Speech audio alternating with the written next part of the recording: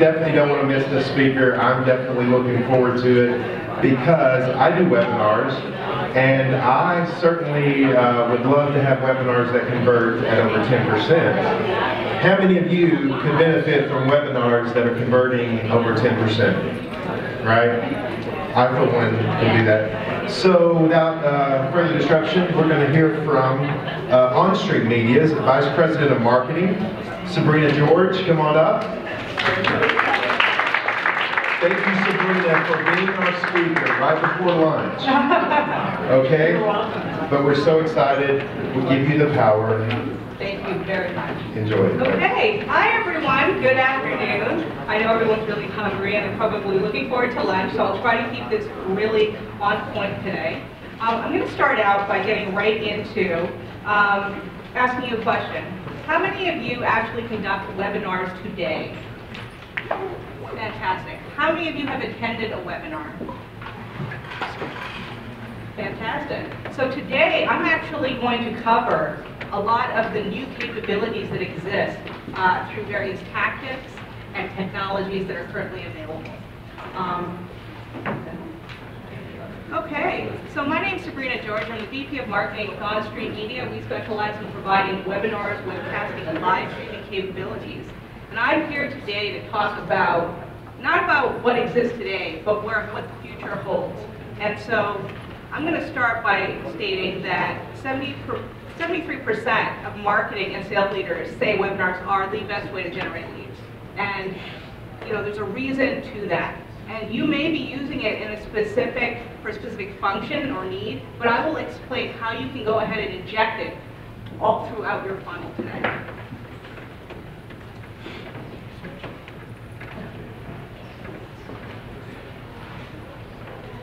So your webinar should not be for everyone. Obviously, you want to target a specific audience. In many cases, we get on a journey of creating content. And in a lot of cases, we go about this journey of creating webinars. And we try to go out there and just market to as many people as possible because ultimately we want to drive registrations and attendance. But in a lot of cases, they don't convert because we're just not focusing on the right people. And so we really need to think about really addressing a very niche audience when we set ourselves on this journey.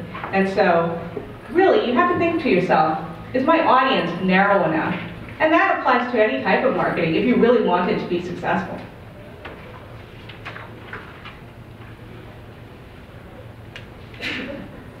Clicker, there we go. My clicker's not working again.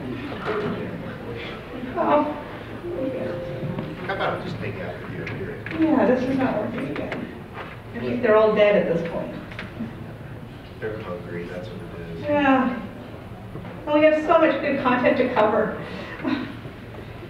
So really, it's about figuring out your audience once you've established who your target is and the format in which you want to go ahead and present. So there's many different formats that are available today. Obviously, the interview process, maybe you're not so comfortable getting on and speaking about a specific subject matter. And so in those particular cases, it's great to go ahead and invite someone, a subject matter expert, to come on board and who can actually provide a draw for you to generate more registrations, interest, and overall attendance. You can also consider a panel. A panel discussion can be quite engaging. You can invite multiple panel members and allow them to engage amongst themselves to generate live Q&A and feedback that you can go ahead and repurpose.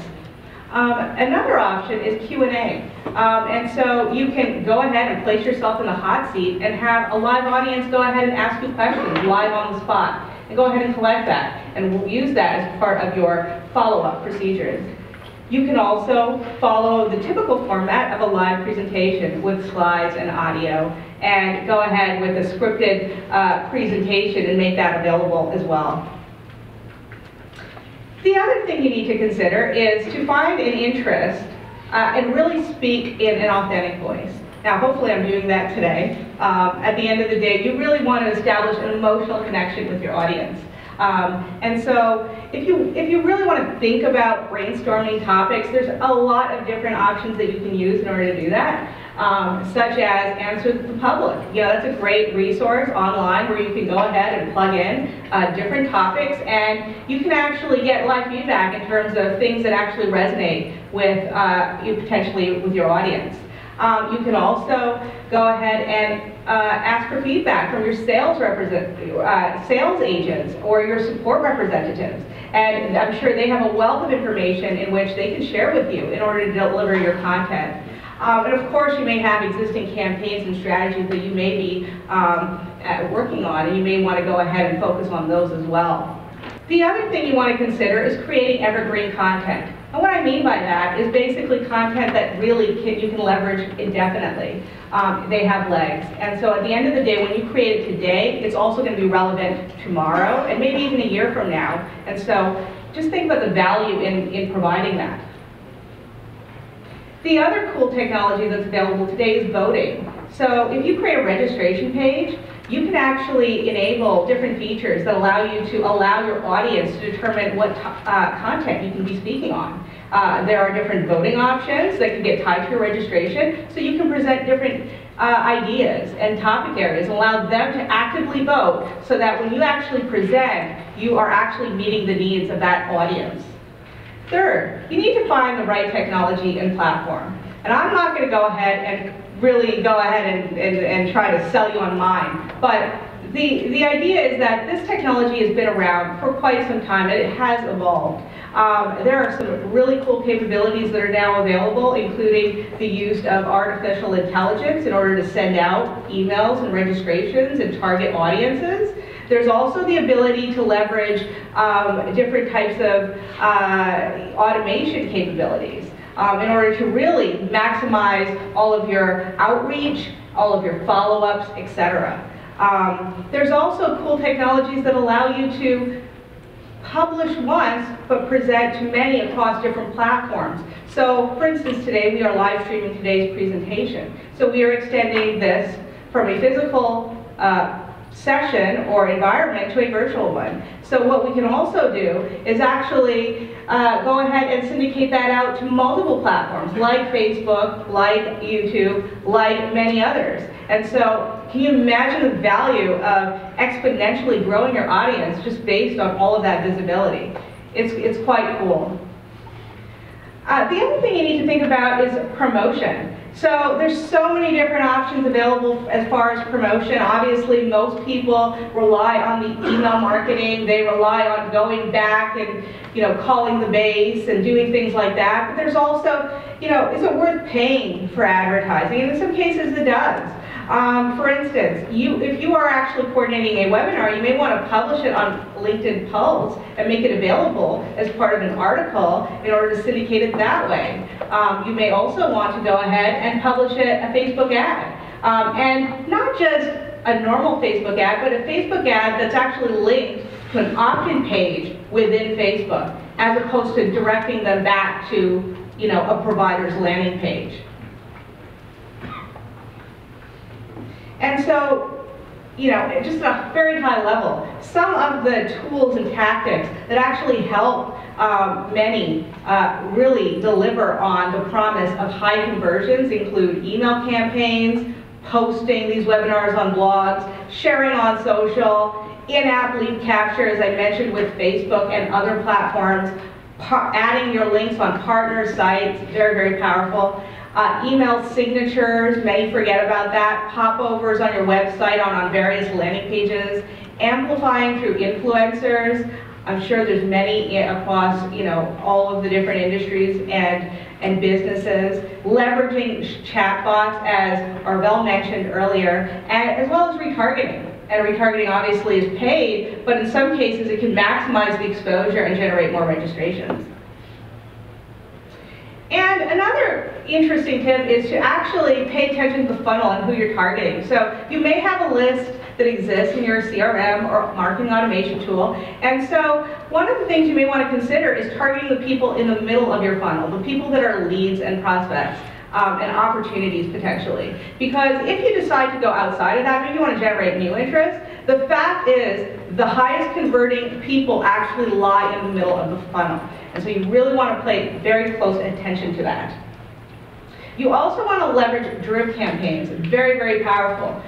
Many of you, I'm sure, are using them. But today, they're actually built into many of the platforms. And so they allow you to send out, post-event emails related to whether people attended or not, whether they're actually viewing your website, your landing page, if they're acting on anything in there, whether they're engaging with any influencers. And so all of that, the level of automation that's currently available is actually very incredible.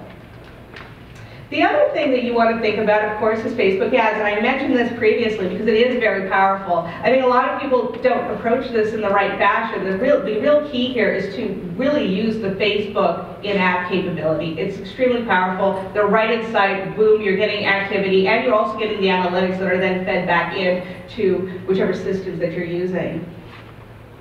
And of course, you want to simplify. You want to simplify the content and your overall activity because too much information can be obviously distracting. And so at the end of the day, in order to convert, you really need to be very focused. And so simplification is key. The other thing to think about is search engine optimization. Now, this is something that we all are aware of, but we don't really pay attention to it when we're building out our webinars. And so really, at the end of the day, you have to think about the headlines and the descriptions that you're creating, because at the end of the day, many of those landing pages are actually going to rank in natural search, and they're going to stay there for a pretty long time because of the fact that you're leveraging live, relevant content, you are leveraging audio, video, social aspects, and in some cases, reviews. And that brings me to reviews. So reviews is a very important aspect. Reviews are very powerful today. If you leverage them correctly, you can really generate a lot of interest and a lot of conversions because at the end of the day, it establishes credibility. And so if you can go ahead and incorporate this into your landing page, it can be very, very powerful. And it can actually extend the life of your content across natural search. And of course, the CTAs. What language are you using on that button? Most of us use register now. Well, that's kind of boring, and it really, it's okay, but you really should be using something that's a little bit more engaging. And so all of these items here, claim your spot, save my spot, something a little bit more, with a strong call to action is going to have that much more of an impact. And you want to start early. So, and I mean early in terms of the timing in the week. So you want to send your emails out, you want to communicate Mondays and Tuesdays, and you want to communicate early in the morning if you're sending out emails, because those are the times that you're actually going to get people that actually pay attention to your emails. If you try to leave it for the end of the week, what's going to happen is that it's going to get lost with everything else. And so in order to really increase your open rates, you really want to pay attention to this. And of course, it's very critical to prepare. So you really want to make sure that you rehearse and you test your equipment beforehand, because you want to make sure that ultimately that you're ready. In a lot of cases, many people aren't, because they may have issues, they may not be familiar with the technology, they may not be comfortable with the content, they may be a little disorganized in their overall coordination of their strategy. And so at the end of the day, you want to make sure that you prepare. And even if you leverage an outsourced vendor or other parties to help you with that, it's critical because it could make or break your event, as you all may already be aware of. And of course, you want to review the analytics. Very, very critical. So now, analytics are, far beyond just registration data or participation data, but today they also include information about the traffic and where how people are hearing about you, and how they actually, what actually generated the conversion. And that's a lot more powerful, because going into your next webinar, you'll be able to go ahead and take advantage of those analytics in order to optimize your overall performance. And so, as far as what I recommend, I always recommend taking a holistic approach. But being a marketer, I understand that it becomes very frustrating. You have to rely on different platforms to look at different information. And let's be honest, none of us really go to all of these different sources. We may go to the key ones, but we're really not paying attention to everything. So it's very important to really create a very high-level, holistic dashboard that gives you a complete picture of the overall activity, not just the people who are registered, but all of the information in terms of where they're coming from, whether it's emails, whether it's social, what have you. And so what happens next? You need to follow up. So really at the end of the day, the key is that you really gain more conversions over time. And so, in most cases, people may get about 20 to 25% of their registrants on their actual webinars, but the reality is the bulk of the registrations are going to come over time, and so that is absolutely critical. Make sure you get that recording, make it available as quickly as possible, and keep it gated, and maybe even if it is gated, limit some of the information that you're actually requesting on that page, because that's going to also get you a lot more registrants over time. And then, maybe 3 to 6 months down the line, you may want to remove the gate altogether and give them free access. And so, recording, key. You want to make sure that you go ahead, you follow up with that, you make sure that it's perfect, and that you're able to repurpose it. And so that brings me to repurposing the content. It's absolutely critical, and there's so many different options that are now available for you. One of the key things is basically creating a blog post from your transcript. Many people don't realize this, but there are cool solutions that exist that allow you to actually, in some cases built into the platforms, where you actually gain an immediate transcript of that recording so that you can then take it and repurpose it as a blog post. So you don't have to worry about going back and figuring out all of the feedback and all the takeaways from the event. It's right there at your disposal. And in some cases with highlights and notes actually available to you. It's pretty powerful. The other thing is infographics. A lot of the times this becomes very frustrating because you have to rely on third-party services. It may not be so easy because you have to worry about, what the overall look, how it's going to come together. And so there are really cool tools that exist out there that actually allow you to take the poll data and the survey data and then just feed that information in order to create a really cool-looking infographic in a matter of minutes. And so this really can maximize your overall efforts. And of course, sharing. You want to share your recording, and what better place than YouTube, SlideShare, and many others. And so you want to go ahead and increase the visibility. And I was talking to one of my exhibitors in the exhibitor hall, and she basically specializes in syndicating that content. And I thought that was pretty powerful. You can actually take a recording now and not only publish it to Google in one click, but you can publish it to Apple, you can publish it to Google TV, you can publish it to multiple different channels, all with one click. So now, can you imagine the power and the visibility that's associated with that? It's amazing.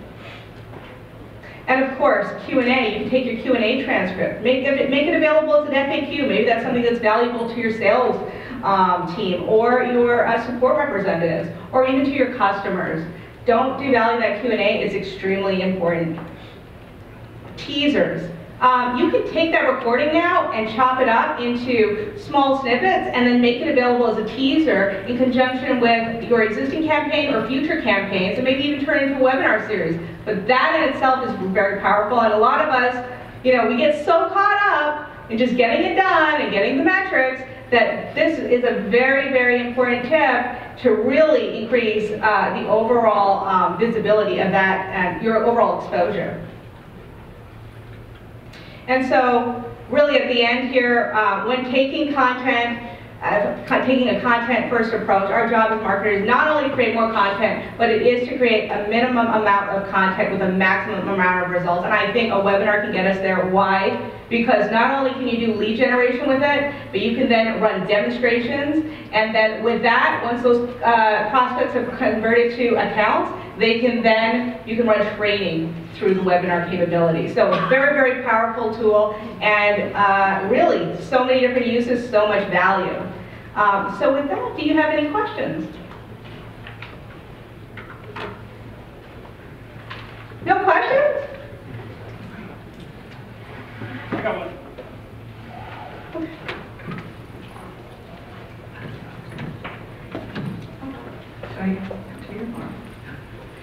So I was interested on your slide about the promotional times for getting invites out. You said early in the week, early in the day. I think you might have had like PST. So do you think like 11 o'clock is early across the board, specific to the time zone. So if you want to go ahead and schedule them, you're going to want to make sure you're hitting them early across the board. And you may want to do multiple. And so is 11 a.m. I think that's a good time. Early? Yeah, because people are about to go to lunch.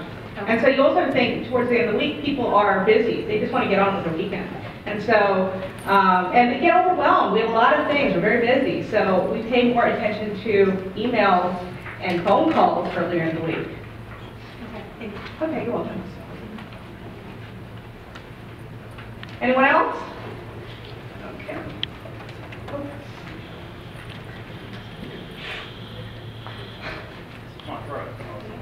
There you go. There you go.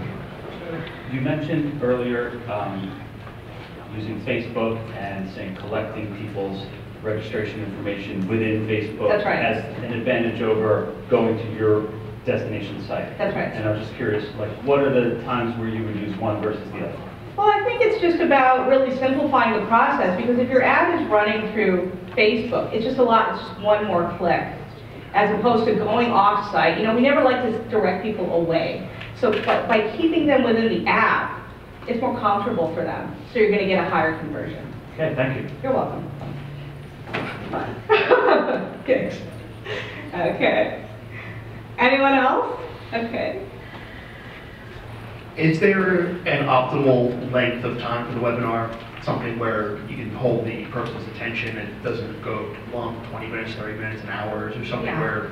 That's a great question. So I think 30 minutes and 15 minutes of Q&A. Some people do it for much longer. I think longer is probably best suited for like a panel, roundtable, those types of environments. But if you're just doing a normal presentation with slides and audio, could be video, then I would keep it to 30 minutes.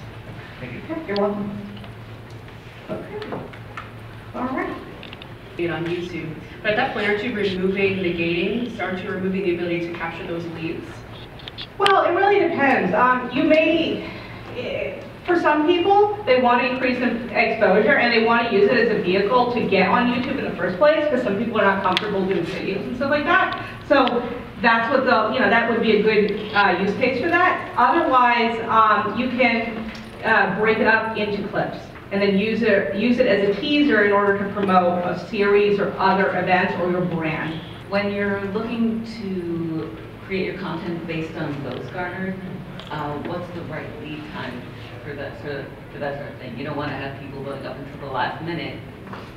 Oh no, not at all. I think that what you probably want to do is maybe, because you want to give your presenter enough time to prepare, or if it's a panel, so I would suggest that you cut it off maybe a week prior, if you're able to do that. In some cases, you're engaging with a lot of different speakers globally, and it's a logistical nightmare. And so when you think about that, you may want to give yourself a little bit more time. That means you have to give yourself maybe a month and a half worth of promotional time in order to make sure that you're able to capture all of that information.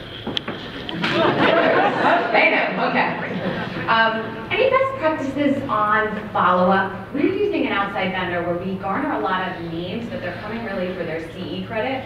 So Okay. just because they're there, they're not necessarily my leads, and I'm trying to figure out who do I pass to our sales team to call versus who do we nurture? So like any best practices on that? So you're doing this in conjunction with a continuing education type of That's how we're getting them there, event. yeah. Okay, and so you're generating leads for who? Are you generating it for your company through this exercise? What is the purpose? Yeah, so it's B2B, so we're trying to get advisors to consider selling our product to the customer, and they can sell many other products. So when we get them there, they're there for the CE, but we're able to do a pitch. So, Okay. we poll and we try to figure out, like, based on their questions, are they interested or are they just there for the class? Well, yeah, so I think that you may want to inject some questions, maybe as part of the poll, maybe as part of the registration. But I think you may not even have to do that if you know where they're coming from.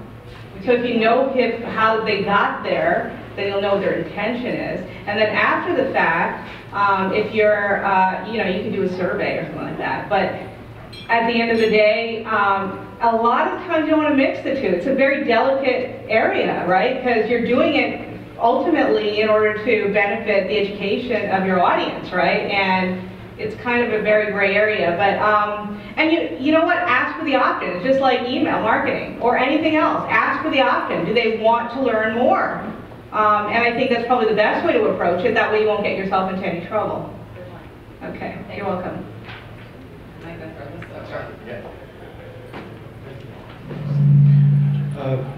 Questions regarding formats. Sure. You talked about webinars in general, but you didn't talk about if there were PowerPoint presentations or videos, or which types of formats do you find most effective in just delivering results and engagement? Well, I think video is very powerful. Obviously, we're in the age of video marketing. And so, you know, obviously, if you have people that are willing to do that, that's great. Sometimes you can do kind of a hybrid where you've got some people just on a mic, and audio, and other people on video. So if someone wants to go ahead and put themselves up, and let them go ahead and do that. And that's going to work to your advantage.